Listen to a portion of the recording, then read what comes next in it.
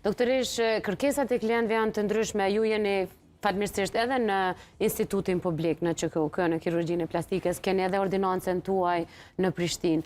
Në të dyja anet kërkesat janë të ndryshme. Natyrisht në ordinancën private gjithmonë janë ma luks, ma estetike.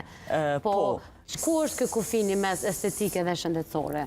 Tash kirurgjia plastike si lami është një domen shumë i gjënë, që përfshin domethënë edhe shumë patologji që janë edhe me rëndësi jetike, të cilat duhet trajtuar dhe kërkojnë edhe urgjenca.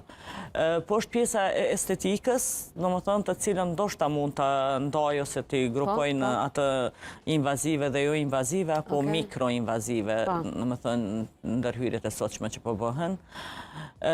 Këto janë shumë të kërkueshme, domethënë ditë sotit, po këto në klinikë, domethënë në QKUK, në institucion publik, ne nuk arrim të bëjmë dhe nuk bëhen ndërhyrje si që janë këto jo invazive të kryesisht, për shkak të domethënë patologjive të shumta që i kemi. Ndërsa në institucionet tona private ka kërkesat nga më të ndryshmet.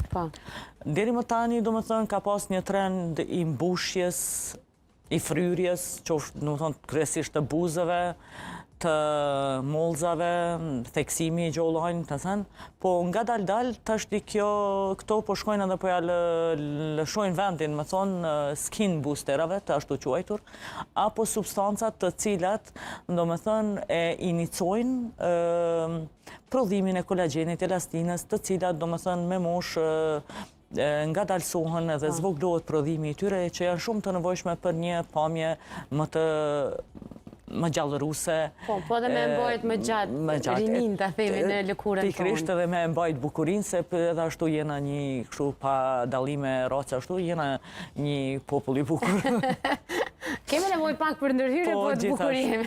Po, ndërsa këto kirurgjike, do më thënë, po ashtu ka kërkesat të shumta, sidomos, më thënë, hunda, e cila asë njëherë nuk e lëshon, të themi, top kërkesën frontin, por tani edhe facelift, apo tërheqja e fytyrës, qafës, është shumë e kërkueshme.